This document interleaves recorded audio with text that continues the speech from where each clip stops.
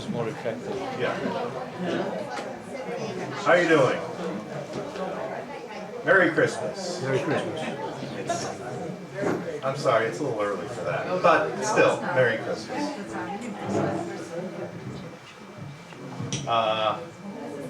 Thank you for coming tonight.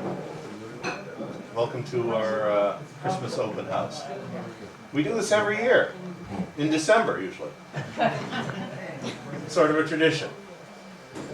And we're very happy tonight to have as our speaker someone who spoke at an earlier Christmas open house, which if you'd asked me a few minutes ago when that was, I would have said, oh, it's like 2 years ago, maybe? And she just told me it was in 2008, actually. So, okay, I don't know where I've been, I guess. 7 years, I guess I've been here. Anyway, I have no announcements to make because this is the last program we have for the year 2015. So there's one less thing to do. And for some reason, maybe just because it is Christmas open house, all formality is being thrown out the window. And I usually like to write down prepared remarks and introduction, but I didn't do that tonight because it's Christmas open house. And what the heck? We are not going to do, I guess, as we did in 2008, a reenactment of the Armenian nativity, which was very nice, but that was one of those things you only do once, I think. But we are going to hear a wonderful talk tonight by our speaker, Professor Christina Maranci. Professor Maranci, as you know, I think, is the Dadian Ostamel Professor of Armenian Art and Architecture at Tufts University and has been since 2008. Yeah. Right, Yeah. okay. Wow, that's amazing too. Been here a while now. That's good. That is, as you may also know, the only permanent position in the United States in Armenian art and architecture. It's the only one that's ever existed. It's the only one that exists now. Of course, the previous occupant was Professor Lucy Dermanwelian, and now we have Christina. So they are the only two people who have ever held a professorship in Armenian art and architecture in this country, which is a remarkable thing, and we're lucky to have and to have had them right in our backyard. Professor Maranci has a marvelous new book that has been a long time in the making. Well, that's not the cover of the book, actually, but it's one of the churches heavily featured in the book. The book is available in the bookstore. It is pricey, let us be honest, but it is a marvelous book and well worth your while to take a look at it. And of course, everything is also on sale this evening in the bookstore for the open house, 20% off, including Professor Maranci's book, a good opportunity to pick it up. We're also happy to have with us tonight, as we usually do, Ruth Tomasian from Project Save. The new Project Save calendar is available as well. Where's Joe? Joe Dagdigian is here. The Cosmic Ray calendar for 2016 is also available. There's lots of new stuff in the bookstore, so please hang around after the talk and check everything out. So, that bit of rambling will suffice, I think, as an introduction. So please do welcome one of our favorite speakers, Professor Christina Maranci.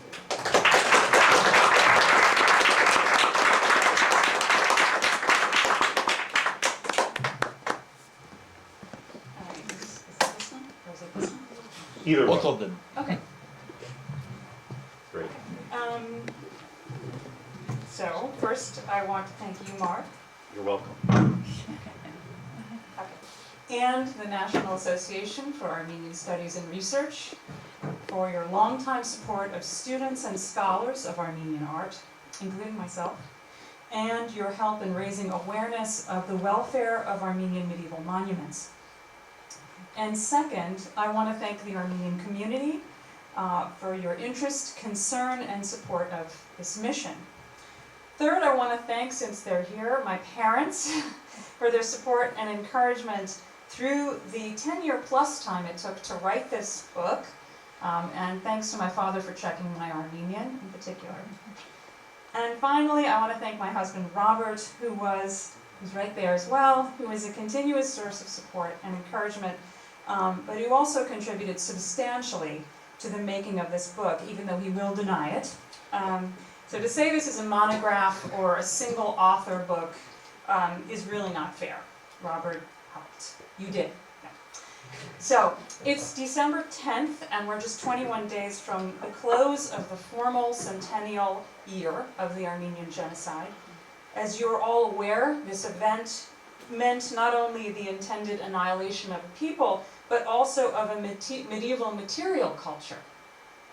My work is concerned with researching, documenting, and protecting this culture, and focuses on church architecture found in the Eastern Turkish Republic, or as we call it, Western Armenia. Reflecting centuries of Armenian Christian faith, powerful patronage, and artistic creativity, these monuments have been in many cases abandoned, repurposed, or deliberately harmed. Tonight, I would like to relate my personal experience with such a monument, the Church of Mren, which you see right there. I have studied Mren for about 15 years and found that doing so required of me a broad set of skills, only some of which I already possessed. I was trained to do the traditional work of the scholar, examining building structures, reading inscriptions, locating visual parallels for sculpture, and researching widely on 7th century history. But it was also necessary to learn about the politics of cultural heritage and about the practice of preservation. Ultimately, it also became crucial to have physical strength and endurance, if not a certain amount of boldness. On top of all this, there was and is the persistent problem of gravity. Given Mren's precarious condition and its location in an active seismic region, it could fall to the ground any day, while one is inside the church, or while teaching in the classroom thousands of miles away, or indeed while giving a public lecture. First, some introductory remarks. Mren belongs to a rich tradition of architecture celebrated by specialists as a golden age, a period of intense building activity in the Caucasus. More than 100 churches are thought to date from 7th century Armenia and Georgia, forming a corpus more robust than any place in the contemporary Mediterranean area. While barrel-vaulted basilicas characterize church building of previous centuries, domed churches with centralized plans, like the Church of Tallinn, emerged as early as the 590s and were further developed and refined in the following decades. Plans include dome basilicas, and this is just to give you a sense of all the variety. Plans include dome basilicas, hall churches, cruciform churches, triconchs, tetraconchs, hexaconchs, octaconchs, and rotundas.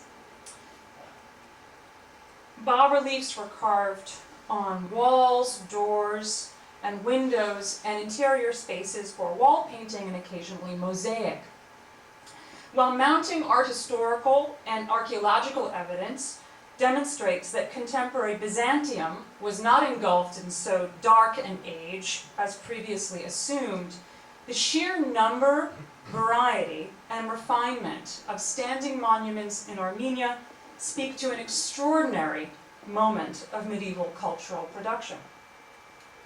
Moreover, they were produced during a period of tremendous change. The territory of the South Caucasus, encompassing modern northeastern Turkey, northern Iran, and the republics of Georgia, Armenia, and Azerbaijan, became in the 7th century the theater of escalating confrontations between Byzantine and Persian superpowers, and one of the earliest targets of the Arab conquests. The decades between 610 and 680 saw the faltering of Byzantine power, the collapse of the Sasanian dynasty, and the establishment of the Umayyad Caliphate, events that resulted in the profound reconfiguration of the landscape of late antiquity and marked for many scholars the beginning of the Middle Ages. Striking in appearance, sophisticated in design and decoration, and bearing foundation inscriptions of historical value, the Armenian churches offer some of the richest material evidence for a period and region that witnessed dramatic change. But why were they built? By whom? And with what resources? Secondary literature has only scratched the surface of answering these questions. Because of the visual and structural distinctiveness of Armenian churches, moreover, scholars have generally approached them from a typological perspective, creating catalogs of plans and grouping forms together in a continuous development. While recognizing the importance of this approach, I wish to do close contextual work, necessarily working with a small sample of monuments. The Church of Mren seemed ideal for this goal. Whereas there are few contemporary written accounts of the wars between the Persians and Byzantines or the First Arab conquests, Mren, completed in circa 638-9, provides critical testimony for this moment in time. It attests to the military presence of the Emperor Heraclius, who campaigned through the region, seeking to consolidate Armenian alliance. Heraclius is named in a building inscription extending across the west facade of Mren, and you see that here, and also has been identified on the north portal in the scene of the return of the True Cross to Jerusalem. This combination of epigraphic and visual evidence offers a vivid expression of what Byzantinist Mark Wittau has called the high tide of Byzantium in Armenia. Within the corpus of Armenian art and architecture, too, Mren is extraordinary.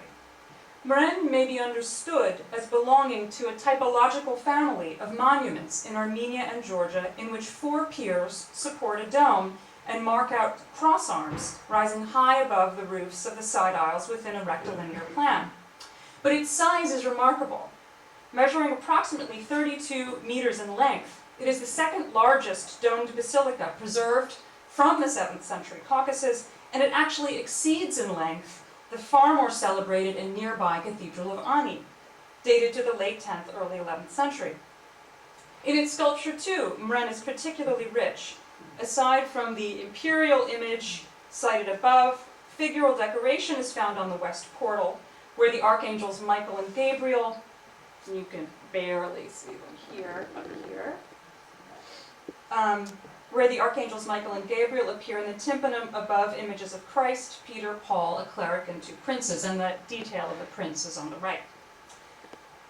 So rich in its inscriptions and sculpture, impressive in size, form, and setting, Mren has deservedly earned a prominent position in the secondary literature. And for these reasons, I set out to study it too. I worked as much as I could on the monument, doing a basic literature review, and published a few preliminary essays. But obviously, I needed to go to the site. And unfortunately, therein lay the problem. Mren is situated in a closed and militarized border zone just a few kilometers from the Republic of Armenia.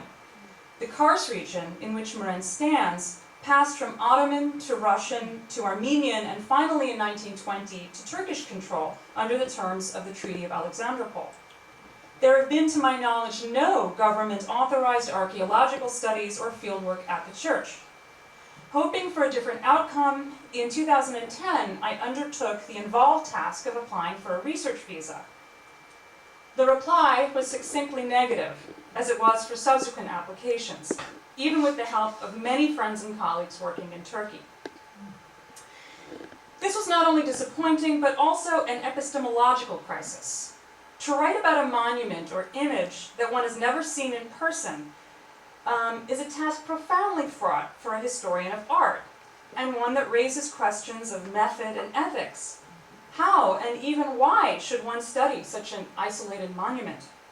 In more practical terms, having planned that a third of my book was to be about this church, how could I continue to write about it? I ultimately decided that Mren would remain in the book, whether the chapter was based on first-hand experience or not. While the study would lack the credibility earned by fieldwork, surely omitting the church from discussion was an even greater error, because it would only perpetuate and deepen the isolation of the monument. So at home in Boston, I made use of every textual and visual source I could find pertaining to Mren. Digital satellite photography was a tremendous help in understanding the region, and it offered insight into topography and settlement patterns. Collating this material, and A, by the way, is Mren, the red dot. Collating this material with textual sources dating from the 5th to the 13th centuries made clear that Mren had indeed been a large settlement. Clustered around the church are man-made structures whose density and extension over several hundred meters indicate the remains of a human habitation. So maybe you can see there are some lines forming around here in this distant shot. We'll see some closer satellite photos in a bit. Walls extend in 3 directions. Let me just see. Yeah. This is kind of dark, but that's Mren right there. So walls around the site extend in 3 directions, to the northwest, southwest, and southeast of the church. So basically, again, you just want to focus on the fact that this was all built up at some point. These building clusters are clearly differentiated. Southwest of the church there is more clear land, while the most densely built regions are to the northwest and southeast of the church. But no regular pattern such as a rectilinear or grid plan may be discerned, and there are no remains of any kind of city walls.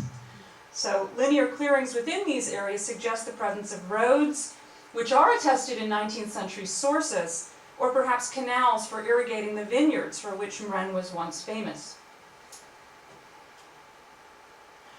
There's just another satellite shot. They're kind of dark. In what period these structures were planned and built is unknown, but written and epigraphic sources indicate that Mren saw substantial building campaigns in the 7th century when the church was constructed, and in the 10th, 11th, and 13th centuries as well. And after that point, it seems to have been abandoned. By the 14th and 15th centuries, there's no evidence for continued habitation.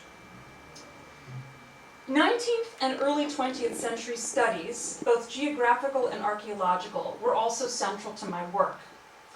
Particularly exciting was the evidence for a palace at the site. This structure, which you see here, which was photographed and published by Nicolae Mar, preserved an Armenian inscription on its facade. This text, and you can see it on the right-hand photograph above. This text records that the patron, a certain Sahmadin, constructed a summer residence and palace at Mren in 1261. But what's remarkable is that the text also tells us that Sahmadin himself designed and laid the foundations of the palace without a master workman, or vartabed.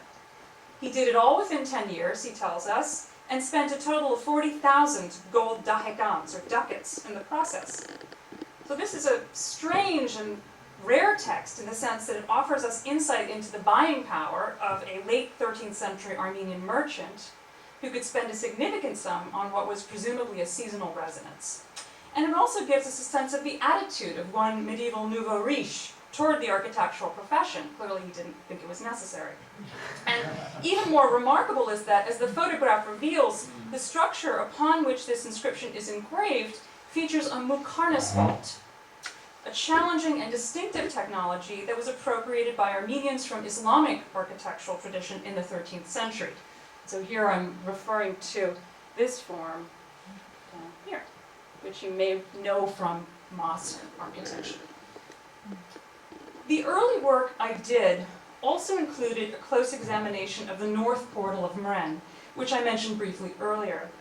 On the carved lintel is a central cross held upright by a small kneeling figure. I'm just going to point out, it's hard to see, but here's the cross, and then there's a figure down here, pretty battered. A figure at the right swings a, oh, that's convenient. Did I do that? I guess I did.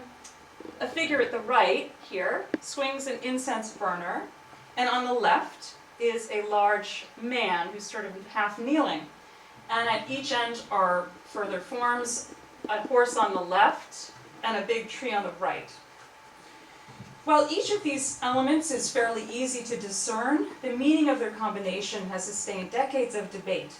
many of the earliest theories associated the lintel with a princely scene, making reference to the presence of the horse.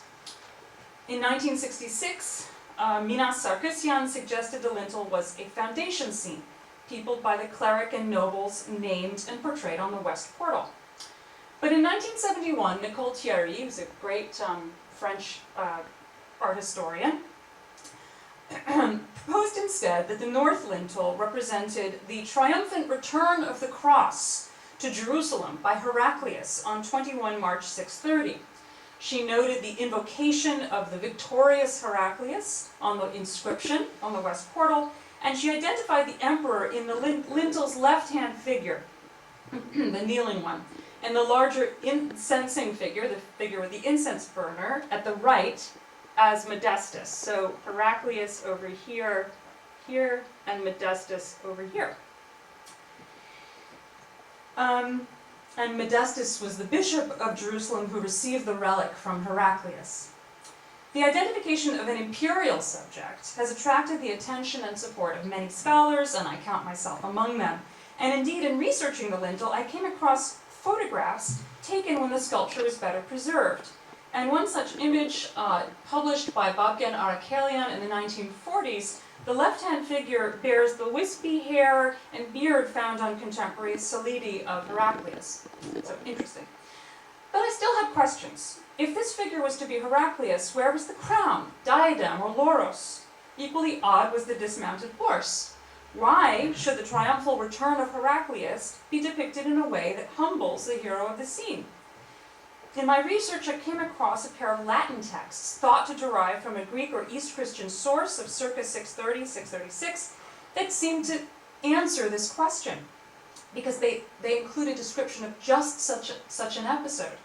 They tell how Heraclius approached the gates of Jerusalem in full royal regalia, but then an angel admonished him with the example of Christ, who did not wear a purple or shining diadem or ride a strong horse, but instead sat on a humble donkey.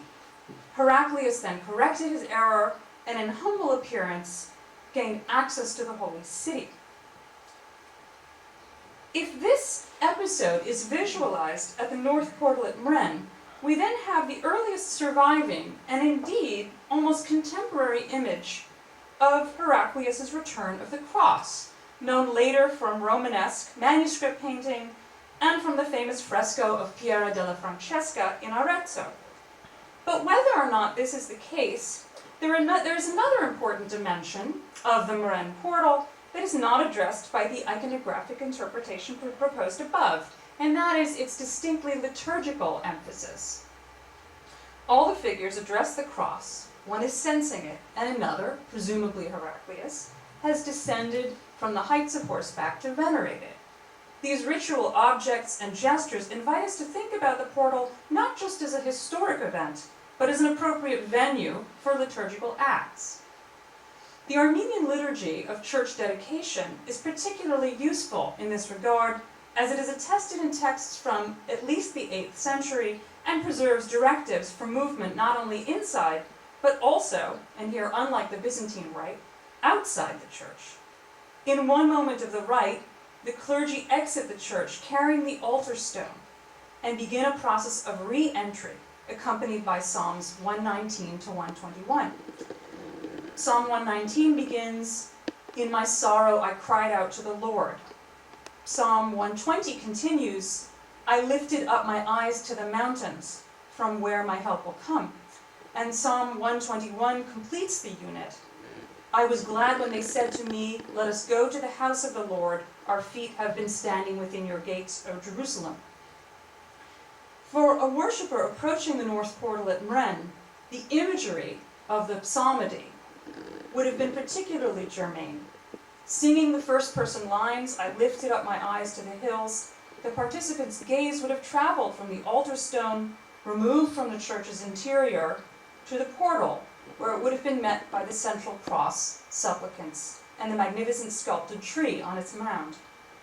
As the words were sung, the visitor's eyes would truly be lifted to the scene on the portal, thus creating a visual, oral, and kinetic experience of pilgrimage to Jerusalem. Investigations into medieval sources, liturgical materials, 19th century descriptions, and archival and satellite photography provided me with important new insights regarding Mren, and I am grateful in retrospect for the enforced period away from the site. But this complacent, if productive time was disrupted on an otherwise quiet February afternoon in 2013 when I discovered that Mren was in much worse condition than I thought. Apparently, I was not working with the most updated photographs of the site. An internet image search for Mren, which I was doing periodically, revealed what some others already knew, that sometime in 2008, the south facade of the church completely collapsed. My study photographs were taken from the early 2000s, and they showed the southwest corner of the church had fallen down. You can see that in the middle. And that this collapse had progressed farther down the length of the south facade. But the newer internet photographs showed the total collapse of this wall, which you see in the bottom photo. In structural terms, this meant the beginning of the end. The masonry dome no longer receives equal support on all sides. Further, the implications of this collapse had to be combined with the other damage at the site. The dome piers had been battered, probably by blows from instruments such as sledgehammers. Facing stones that once lined the lower courses of all the walls are now missing. So for centuries, Mren had stood in good condition, such that the Armenian architect Toros Toromanyan, who managed only 3 days there in the early 20th century, had praised its condition, and now it's failing. So that photograph of Toromanyan's up in the upper left. So it became clear to me at this point that one could be a good art historian and do one's homework, and while one was doing this, the subject under study could be failing or already have failed, no matter how fine the analysis, how clever the use of sources, or how close the reading. The 13th century inscriptions that I had been studying were, unbeknownst to me, already lying in rubble. And the north portal that I had examined so carefully for its iconography hung from the facing stones above it with no support on its left side. So apparently study photographs and published essays were one thing, but the building was something else and had a life and a death of its own. This realization has, of course, general and very timely implications, as news of destroyed ancient sites and objects seem to appear every day in the news, and it had very direct and specific implications for my work. I realized that anything I wrote or published on a failed building could only reach the level of speculation. Any work on an inscription, no longer in its original context, was compromised. So it became necessary to become not just the historian of Mren, but its custodian and advocate as well. But what precisely could I do? I'm not trained as a preservationist, an archaeologist, a diplomat, or a soldier. But I knew the historical significance of the site. So that February, I mobilized a campaign to raise awareness of Mren. And part of that was to get Mren listed to the watch list of the World Monuments Fund, the nonprofit organization committed to the preservation of at-risk monuments. The watch list, unlike the World Heritage List of UNESCO, is specifically targeted to save monuments from destruction. With a lot of help from colleagues and students, Mren was listed for 2014 and will remain listed until 2017. And efforts at Mren are now ongoing, I'm pleased to say, but more on that presently. In 2013, I still had not been to Mren, despite repeated attempts. Then, in July of that year, I received a phone call from Armen Aroyan, a colleague in California, who specializes, as you know, in tours for diaspora and Armenians wishing to visit and their ancestral homelands. He had managed to get to Mren and was going back the next week and asked if I would like to join the group. After a day of deliberation, or maybe two, I made arrangements to meet up with him and boarded a plane for Kars. And a few days after that, we were approaching Mren in a tractor-pulled wagon, making our way down and up the Digor River Valley and through the boulder-strewn plain to the church. And I'm glad to see at least one person who was on that trip with me. Yes. Okay, great. I knew I would have limited time, approximately 1.5 to 2 hours, so I prepared a kind of work schedule and took hundreds of photographs. All the advanced reading and studying made the process straightforward, and although I could have easily gone into a euphoric trance, I used every minute I had to record everything I saw. And despite dark clouds momentarily and rain showers, the weather held and we were rewarded on our journey back to the nearest village with a double rainbow. Do you remember that? And there you can see at least one of the rainbows. Right there. And there's Mren right there. And the rainbow. The next day, the group proceeded north to the region of Hamshen on the Black Sea coast, while I stayed in Kars and returned to Mren, this time with Stephen Sim, a colleague who also works on monuments in the region and produces the magnificent website virtualani.org. This trip was much harder. We walked on foot to the site from the nearest paved road, the Kars-Igdir Highway, approximately a 3-hour hard hike one way. As we had not got the permission or the tractor ride from the local village, we tried to keep out of sight. Essentially, though, this was impossible, because high on a hill above the plain of Mren is a military station and watchtower.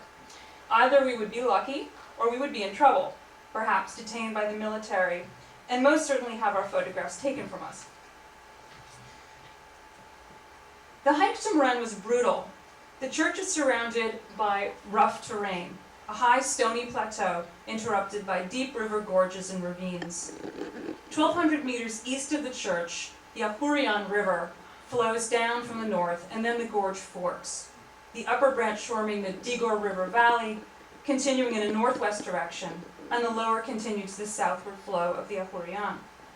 About 15 meters due south of Mren, the Ahurian joins the Arax, which runs almost directly east-west, and this is why reaching the portals of Mren requires either setting out on foot or procuring an all-terrain vehicle capable of negotiating steep banks, rivers, and boulders. And even if you have an ATV, it's going to be ruined. The undercarriage will just be completely ripped up. And the last time when I was there in June, the soldiers said to me, you know, first repair the road, then repair the church. I mean, they probably both need to be done at the same time, but it's definitely hard on vehicles. Hiking to Mren has its rewards, though. It provides a visceral sense of the visual drama of the landscape, which played a crucial role in the execution of military operations in antiquity. After hours of walking the featureless plateau, the steep ravine of the Digor River is an abrupt and sudden surprise, requiring careful descent, fording the water, and an onerous climb up the other side. This is a few hours of work. It is obvious that knowledge of this dramatic terrain could be used tactically. One could hide in the ravine awaiting the approach of the enemy, for example, or drive unsuspecting troops into its depths. In either case, a person unfamiliar with the landscape is offered little warning of the sudden change in elevation, making knowledge of the territory a crucial military advantage. This situation must have added urgency to an alliance between the Byzantine emperor and the Armenian nobility, and added greatly to my understanding of Mren's immediate historical context. The approach to Mren further is as dramatic as it is difficult. Even at a distance, and that's just a nice, this sort of a little island on the Digor River. Even at a distance, Mren is a strikingly handsome monument. When the sun shines on the plateau, Mren is blazingly radiant, and in cloud cover, here's the blazingly radiant one, and in cloud cover it seems to smolder. In late summer, sharp contrasts animate the lit western facade and the dark northern wall. The faceted drum, too, is easily identified by degrees of illumination, from light to dark. Within 30 meters, Mren becomes a real and formidable presence, its upper elevation rising high above the visitor. The cut masonry slabs of the facades are visibly distinct rose and gray, and the large windows of the western facade and westernmost drum facet generate a clear axis of approach. A high ground level and building rubble around the church now conceal the lowest courses of elevation. Only the tympana and the lintels of the portals appear on the approach, while the doors themselves are not seen until you get much closer. Okay. And I just wanted to point out here the ceramic tile roof, probably repaired in the 13th century, although we don't know, with its cornice of horseshoe arches right up at the top, and very hard to see, but there's actually a row of brickwork below. It's really several rows of what the Byzantines call dog-tooth friezes. These are triangular angles of bricks that stick out that are called dog teeth because they're like sharp. The church is entered by 4 doors, one positioned near the midpoint of the west facade, one on the north, and 2 on the south. The western of the south doors is located on axis with the dome. That's right here. Wait, did I just say that? Yeah. The western of the south doors is located on axis with the dome and the solitary northern door, and the eastern one accesses the southern aisle, just in front of the southeast corner chamber, so that's the one I just pointed right there. The interior of the church is dominated by the 4 domed piers, which divide the space into 9 bays that converge on a central dome. The inner faces of the piers are profiled with different levels of surfaces, and they rise into stepped molded arches above. So you're looking here into the dome, and you can see also the squinches that are set into the corners of the central bay. Set back from the surface of the octagonal drum, they're capped with arched profiles and echoed in 8 smaller squinches in the upper corners of the octagon. 8 thin lappet ribs, can you see those? Rising from small roundels, are set in each drum facet, and they converge on a central roundel at the apex of the dome. And raking light arrives from the tall arched windows in the drum, which you see here. The harmonious effect of the interior has long been praised by scholars and suggests a desire to articulate and link building masses visually, an aesthetic shared with the Romanesque and Gothic traditions of medieval Europe. Profiles and ribs serve to bind the whole and propel an upward arching movement unimpeded by the simple capitals of the dome piers. Framed by the piers, the main east-west axis is delineated, and that's where you're looking right now from west to east, for the visitor standing at the west, and by a cascade of form and light descending from the eastern dome lappet to the now blocked central window of the apse curvature. And so there's actually a window right here, but it's blocked up. Along this axis, the spatial cavity is pushed backwards 3 times from the drum to the apse. The eastern end of the church is spacious. A long barrel-vaulted bay extends the central axis beyond the side aisles and is illuminated by a window at the east end.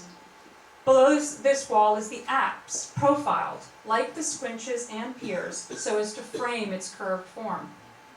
To the left and right of the apse, 2 generously sized arches lead to the northwest and southwest bays, which open onto side chambers.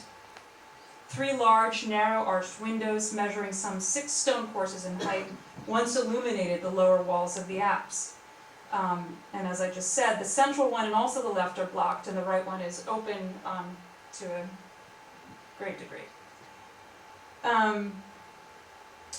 The side chambers are accessed by low doors with heavy lintels, and you'll notice too that this photograph shows the disturbing of the floor of the church. So there's a crypt that actually was a carefully constructed crypt with carefully cut masonry, and it's barrel vaulted. but now it's been broken through, and in fact the whole length of the interior, that main central axis, the floor is broken through, surely by treasure hunters. I can't think of any other reason why. So this interior was my resting spot after the long hike, and it was an escape from the sun and the potential scrutiny of the nearby military tower. During that time, my eyes adjusted to the relative darkness, and I began to notice features of the apse that I had not seen the day before, nor noticed in photographs. I snapped as many photographs as I could, very grateful for the huge zoom lens that I'd purchased for the journey, knowing it was my only chance to capture inscriptions and reliefs high up on the building walls. The faint details I thought I saw, I just shot, reckoning that I could enlarge and enhance them when I got home. And if you look at this, there's a hand holding a scroll in this blue, there are fingers, a sleeve over here, and this is a hand. Can you see that? Holding a scroll?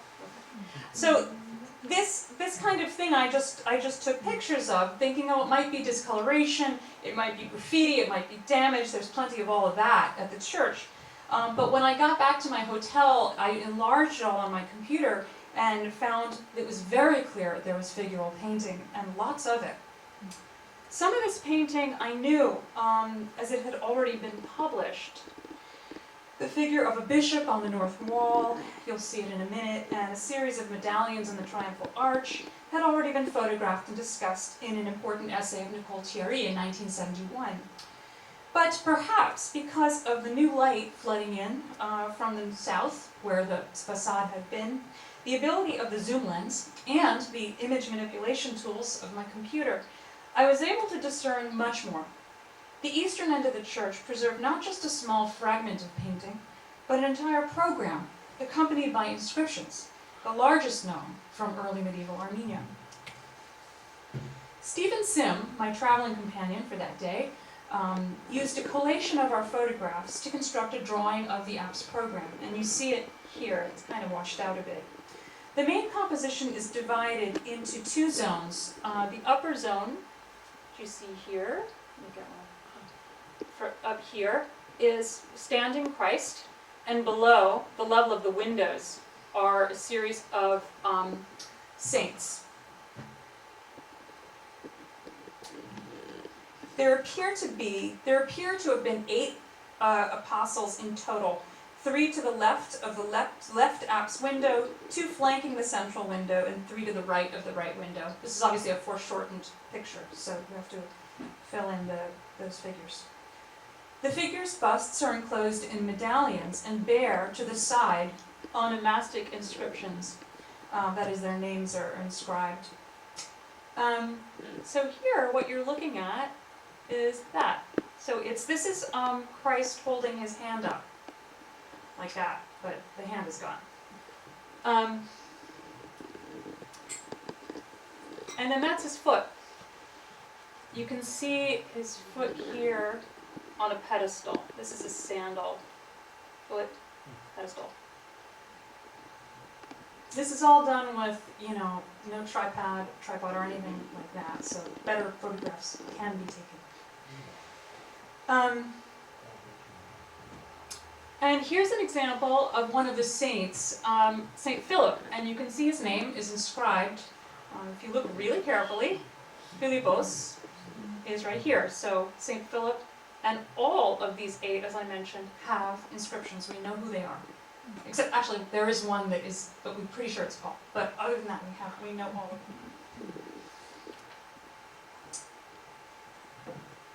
And the most fleshed out figure is Peter. That's my tracing of the photograph. And you can see Bedros is inscribed here, and this is what's left. This appears right here. And the one interesting thing before we get to that, this ensemble of saints includes Saint Thaddeus, which is really interesting because he has importance in a local context, as you know, because he was known since the 5th century as one of the first evangelizers of Armenia. So it's very interesting that he should show up here, and that we have this is the earliest painted representation of Thaddeus. Granted, he is sort of defaced, but we still, this is pictorial evidence for Thaddeus from the 7th century. On the upper inner face of the apsidal arch are a series of busts in medallions. Only 3 remain. They're all on the right side of the apse, and it seems likely that 12, if you sort of space it out, originally decorated this zone. 2 of the 3 preserve names next to their heads. Unlike the apostles on the apse wall, the names are entirely within the frame of the medallions and on both sides of the figures' heads. It's sort of difficult to see, but maybe you can sort of make it out here. The uppermost of these busts, which you see here, is probably because it was so high up, one of the best preserved faces from Mren. And it was already known in 1971, but I was able to improve upon it using image manipulation software. Because of the way the painting has deteriorated, inverting the colors of the image, that's all I did, essentially creating a negative of the image, yielded a greater sense of the facial features. On the north wall of the same apse in the eastern area are bishops. And the western of the 2 is the one you see on the left. Maybe you can see, there's a guy here, he's holding a book, that's his shoulder right there. And this scene was already published also by Nicole Thierry in 1971. But on the same wall, just next, near him, there was another one that I found. Difficult to see, but I found enough so that I could make a tracing. And even though it's almost completely destroyed, one clue remained to tell me something about this figure, and that is he has an omophorion, a sort of a sash, a long fringe sash, which I've tried to make a tracing of over here. And so this is, this figure too was in a kind of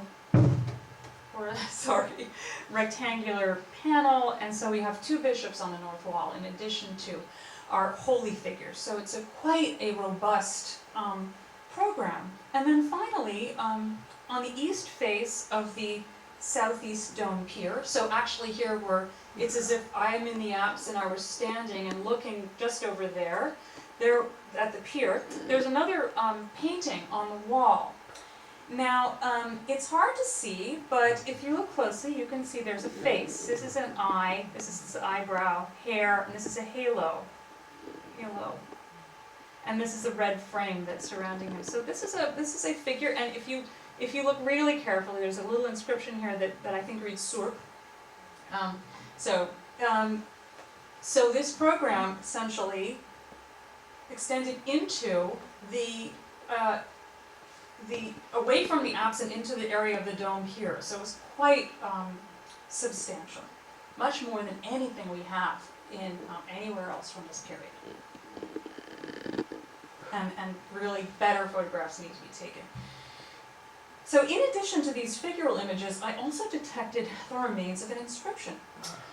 Stephen Sim had already noticed that there were large letters above the triumphal arch, crowning the apsidal curvature on the surface facing the interior. The letters are painted in dark or black color and are in uppercase, very typical of early medieval writing. And they measure about 24 centimeters high. And presumably they once ran around the semicircle of the arch, but there's obviously been damage. So. The first visible letter appears slightly to the left of the apex of the arch, and with 2 lacunae, it's followed by a series of almost completely readable letters until the bottom right. And there are 19 visible letters. The first letters preserve the part of a nominative abstract noun, Ptghni. This is a good puzzle if you want to just think about that for the rest of the evening. The last visible fragment preserves the sequence Yergainavurus. So working with Stevenson's drawing, I tried for days to weeks to decipher the puzzle of this little text, and success came with a good deal of luck and internet searching for other known apsidal inscriptions across the Mediterranean, and the inscription was a quotation from Psalm 92-93-5, Dan cum vaele serputium der Yergainavurus. Holiness befits your house, O Lord, for the length of days. This is the earliest biblical Armenian inscription we have now. The same text is known from two other church apse programs, the Church of the Martorana in Sicily, otherwise known as St. Mary's of the Admiral, of the 12th century, and more important for our purposes, the Byzantine Church of the Dormition in Nicaea, where the 6th century inscription appears in mosaic. The appearance on Mren of the same text may reflect the strong Byzantine presence in 7th century Armenia, which is attested in a range of ways, and particularly visible at Mren with its invocation and portrait of the Emperor Heraclius. But as I just mentioned, it's of particular value in an Armenian context because it is now the earliest known Armenophone biblical inscription. So while there remains much more work to be done, we can say for sure that this text, together with the figural images, now constitutes the most complete and coherent program of wall painting surviving from early medieval Armenia. Since my initial visits to Mren in June of 2013, I've been back many times. The most recent trip was this May, remarkably undertaken with permission of the Ministries of Defense, Culture and Tourism, and Foreign Affairs, and with the stewardship of the World Monuments Fund, and financed by a grant from the U.S. Department of State. The group included a seismologist, a restoration architect, and historians, engineers, and diplomats and administrators from many countries, whose goal was to protect the monument. Together, we undertook the first authorized scientific work on the church. This phase included documentation of the structure using laser scanning devices. This first step is important because, should the worst happen, we would still have a detailed record of the monument, and in the best scenario, we could use the digital information to help with its stabilization, which is now what we aim to do. So that's step 2. So, Mren is only one monument, but there are many others in the region, and I'm going to end soon. There are many other monuments in the region that are equally important and equally fragile, and which demand the same concerted care and effort. The monastic complex of Ptghni is a prime example. The site is on a dramatic promontory overlooking the Digor River Valley. Zvartnots, founded 1024, the only surviving church of the complex, is a striking rotunda elevated on a stylobate, wrapped in engaged semi-columns and topped with a rare example of an umbrella-style cupola. In its composition, Ptghni bears precious evidence for the formation and expansion of the architectural school of Ani. The Cathedral of Ani and other contemporary monuments call attention to the exterior planes of the monument through a coherent envelope of engaged columns and arches. Ptghni is a particularly refined example of this phenomenon. The exterior of the church, moreover, is covered in inscriptions that record the many donations and restorations to the monastery. These texts demonstrate the social, political, and economic interconnection of the elites in the region. Indeed, one indicates the gift to the monastery of a vineyard from Mren. Yet Zvartnots, like Mren, is not stable. Experts in structural engineering and seismology, participants in our workshop, have concluded that emergency measures must be undertaken to ensure the safety of tourists and the preservation of the building. And I should say that more and more tourists are going to Ptghni. It's become a sort of bit of a cottage industry for the nearby town of Digor. And it's a beautiful hike for those of you who have been, and sort of a lovely place to picnic. So it's getting more and more tourists. The monastery of Hormos is located 10 kilometers north of Ani, and it consists of upper and lower monasteries, which were accessed by an extraordinary and unique triumphal arch. Founded in the 10th century, Hormos is a treasure of architecture, featuring ecclesiastical, memorial, and monastic spaces, several unique decorative and architectural elements, and a range of building styles dating between the 10th and 13th centuries. The gorgeous setting of this site, which sits partially above and partially on a small island on the Arpachai River, only enhances its architectural characteristics. Given its size, its royal bagratid associations, and its strong presence in medieval chronicles, it is thought to be the most important monastery in the vicinity of Ani. The antechamber, or Jamatun, of the main church of Upper Hormos is the best-known building at the site. Dating to 1038, it is regarded as the earliest preserved example in Armenian architecture of a monastic structure attached to the facade of a church. It is also a building of tremendous architectural virtuosity, featuring a flat, stone-paneled ceiling and an open cupola, both with elaborate decoration. And you see two of my colleagues who risked their lives and went on the roof. As with Ptghni and Mren, this structure is in danger, and the experts that I worked with made a note of a series of structural problems with the antechamber, including the instability of the cupola. And one could continue. There is Tylar, a 10th century monument that has never been carefully studied and whose interior is now held together by shreds of masonry. Like that. There is the church of Garnirvang, or Gamravang, situated on the Arpachai riverbank, whose already compromised structure has suffered more damage in recent years.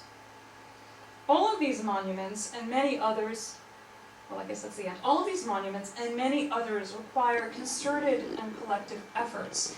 Such work, as I hope I have shown tonight, offers profound gratification, both personally and professionally, but it is also, in my view, our duty as human beings to protect the ancient cultures that we have inherited.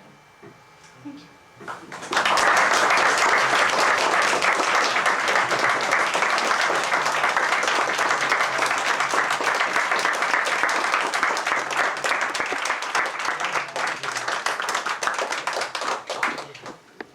I don't have to ask if there's any questions. Steve? Thank you, Professor. I remember interviewing Professor Arsikian back in the early 1990s about just the same thing. Yeah. And he talked about there being perhaps 2 dozen, 3 dozen very vulnerable Armenian institutions throughout historic Armenia. What has been done in the 30 years since then and what more can we do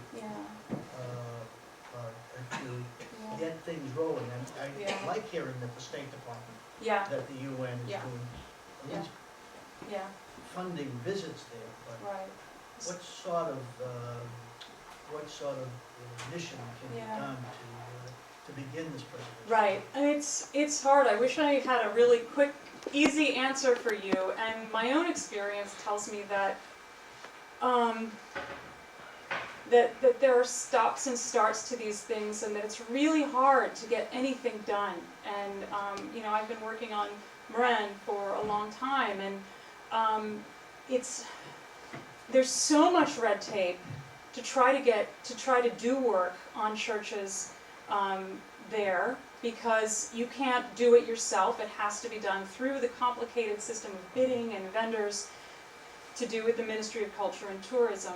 So it has to be done through things like the World Monuments Fund, and they have become, this is sort of an answer to the other part of your question, they have become increasingly involved. Now, that's good and bad, and I think the same is true with UNESCO. It all depends.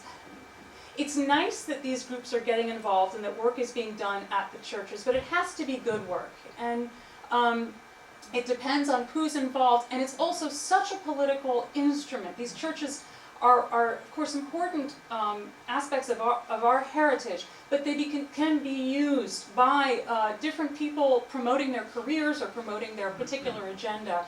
So it has this so I want to be optimistic, but the fact is, it's very hard work to get done, and at the same time, these monuments are an emergency condition. So you can cajole, and you can, do all your homework in terms of getting your application in on time to the ministry to get permission to go and do your work, but it could be much too late. So I think it's really complicated. I think that the best thing that we can do is first be vigilant about looking at these, look online, look at what's happening, go on Google Earth, try to look at updated photographs of these monuments. I mean, I was surprised. I was working on my church, that I thought I knew everything, and here I find that the walls come down. And I think that that's probably the best that can be done. And I think also being involved with things like World Monuments Fund, which has you can get involved with them. So, but it's tricky, and many different organizations want to be working at this site to promote their own, different sites with the Armenian churches on the border for their own agenda. And I'm, just hearing recently of what sounded to me like a really radical project for Ani, and it's so political. It's just so political. So I think that. What we need to do is just talk about these churches, be vocal about them, raise awareness about them so that everybody is aware. That's what I've tried to do, and just slowly get things done. But it's really hard. And Ani is a good example of a place that has obviously got a lot of attention. The monuments are still, they're not in great shape. And it's not for lack of trying, and it's not for lack of expertise involved. I mean, there's been some very good work there, but it is, I've seen the haggling happen between the local vendors and the ministry sort of mucky-mucks and the World Monuments Fund people and the engineers, and it is so hard to bring, to get a consensus and to move something forward. And again, meanwhile, these churches are day by day, minute by minute. So I don't have a happy answer, but I think we have to simply keep talking about the monuments and keep looking at them. Go visit them if you can. That's really wonderful if you can do that. So that's as honest an answer as I can give you. Your work is inspiring. Yes, sir. My question has to do with the more visibility that we get on this, which is wonderful. Yeah. I still remember your talk from 2 years ago. It was really one of the best in terms of personal enlightenment, because all of us look to Western Armenia with frustration. Right. This is the one thing that visibly remains. Yeah. But my question is, do you see any value in the art/architecture community, the activist community, and the church aligning? Can that help? Yeah. Or is that the wrong kind of visibility that could hurt the effort? I think that... Because people are wondering, what can they do to help? I know. And I don't think it's, I think that is a good thing. I don't think it's wrong, and I think that the feelings are there. I mean, we all have these strong feelings about the monuments, and I think that's the most honest thing to do, is to try to help, and it's more powerful if we work together. So I don't think it's a bad thing. I think, yes, it is tricky to try, and you never know when you're going to put a foot wrong with the Ministry of Culture, and you're going to sort of spook them about what you want to do. But in general, I think that the more vocal, the better, and more voices together, the better. That's what I think. And I do think it's honest, because that's how we feel, that these are monuments that... And I think, the other thing I think too is, how would I feel if these monuments went down that day? How am I going to feel? And I'd rather be the one to just to keep trying and working and pull every angle that can be pulled, because the alternative is nothing we want to see. Yeah.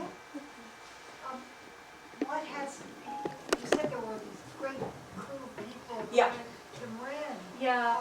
So, what has happened? Have they put Yeah. some of those silly posts up like they've done in Ani? Yeah. Hold up a great big piece Yeah. of stone? No. So what's happened now is, so we've done the laser scanning, and there's some beautiful footage that I have of the laser scanning, which is complete, of the monument and the site. So that's number one. And now number two is we're putting together a proposal to be submitted to the Ministry of Culture and Tourism to stabilize the monument. So yeah, it's probably not going to be pretty.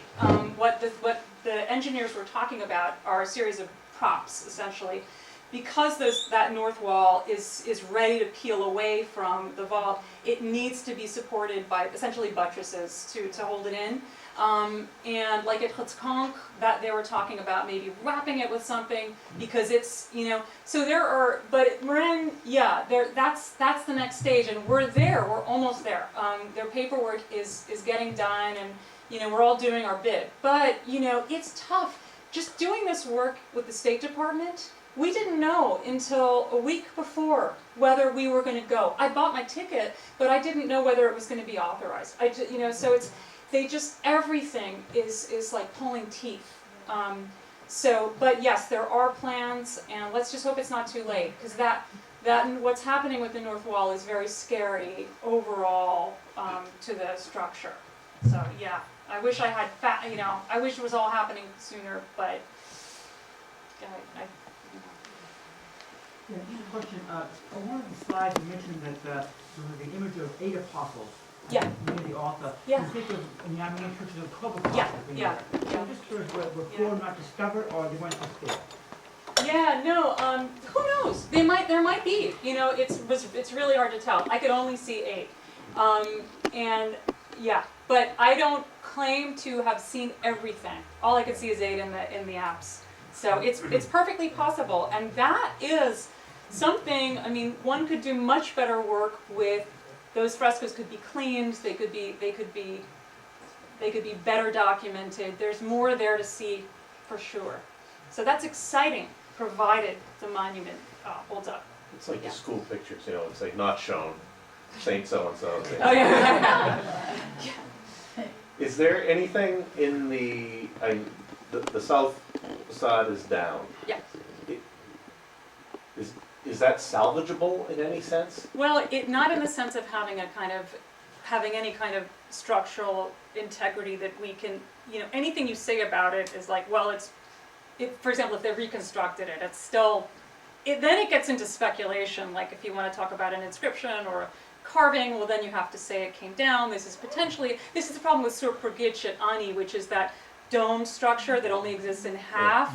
Because they're talking about taking they have all the fragments that are under tarp, but it gets tricky. It gets to be then a question of sort of method and whether you agree with the sort of the process of reconstruction, or you don't agree and you want to just stabilize, and that opens up a big can of worms. So. We all have different feelings, I think, about the degree to which a monument should be rebuilt. And Surpurgic is particularly complicated because it's such an anomalous design. It may need more rebuilding just for it to survive. It's a 19-sided domed structure. So. And it's been like that for a while. Yeah, it has. But the cracks in the dome are getting ever larger, and as you know, like with those cracks, if dust comes down into the cracks, broadens the base of the crack, and it just keeps going on from there. So it's got to be cared for. So. Yes, sir. Excuse me, I'm sorry. I remember Stephen Sims saying to me, as we were looking at some of these monuments, he said stabilizing them is the right thing to do, because to rebuild them, he says, is just another kind of cultural genocide, because they're not going to do a good job of it. And it's not going to be what it was before. No, I mean, I know his views. I mean, at his most radical, I think he said to me, he just thinks that they should all, go down when they're ready to go.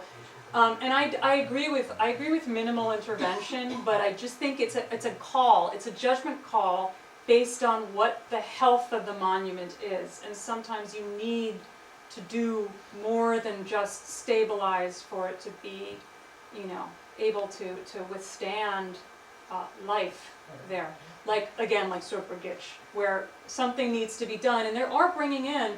They had it when I was there. They brought an Armenian mason from Yerevan in, who was going to go to a quarry nearby, look at potential stones, and they were thinking very carefully about how to create a stone surface, revetment and all that in the traditional Armenian way, to inconspicuously help to stabilize, but not in a way that hopefully is Right, seen as. We're gonna go get some concrete blocks and lay them. Exactly, yeah, which of course has happened at Ani, we know Yes, that. yes. Yeah. Oh, Joe, Well, I think his head was up first. I had read of images being enhanced Yeah. by photographing them in different wavelength Yeah. light. Has that been tried, or would that work on I don't know, I haven't, I don't know. pictures on masonry? Yeah. Did you say with what kind of light? Well, they use different wavelength Yeah. light to Yeah. enhance, I guess, certain pigments in the. Yeah. in- Well, I mean, I don't know, Joe. What I've done really is play with like Adobe Photoshop, and you can do a lot of manipulation of different kinds of colors and light and lines that way. But that's the level of my expertise, and I have to say this was getting into wall painting was totally new for me. So I'm learning as I go, and I'd really love to. There's a wonderful Egyptologist who did a study of the Red Monastery in Egypt, and they have been able to do a cleaning, and they have an entire program from the 7th, early 8th century, and that was done through cleaning, and they had Italians working with them, knew what they were doing. So I have hopes that either, at least through better documentation, or even with some cleaning, those frescoes we could see them better, because I know they're really hard to view right now. But they're there. So, Yes, Dad? sir. Can satellite imagery Yeah. track the decay or the destruction of Yeah, the structures? Does it come in Yeah. fine enough scale to do Yeah. that? I don't know. That's a great. So the question was about satellite imagery and whether that can track the destruction. I would think, I don't know. And I would also want to know I don't know how often Google Earth uploads new images, updated images. That's another question. How fine you can get, I don't know. You can get pretty close though. I mean, I have definitely tried to sort of hone in as much as I can on Mren. So I think, depending on how frequently they update their images, you could know something. You definitely know if it collapsed. I mean, it just might be after, it might be later. Another follow-up. Yes. Again, satellite imagery. Yeah. The one that you showed, satellite image, it was showing square or rectangular patterns Yeah. surrounding Yeah. the Yeah. surface of the picture Yeah. around Mren. Mhm. And yet you said that there was no grid work. No, I mean they're more like it's not a firm grid, but they're settlements. They're definitely enclosures, a series of enclosures. There's a pattern. It's not like a perfect grid though. And it's definitely, these were settlements. They aren't animal, enclosures. They're definitely human settlements. But archaeology needs to be done to know more about that, but we know that there was a city there from all the texts from the 7th century, from the 5th century. We know there was a city. So there's a lot of really wonderful work to be done in the future, on the archaeology of that site, as with so many other sites in that region, Armenian sites. Yeah, so good. Okay. What I will say is, thank you so much for a wonderful talk.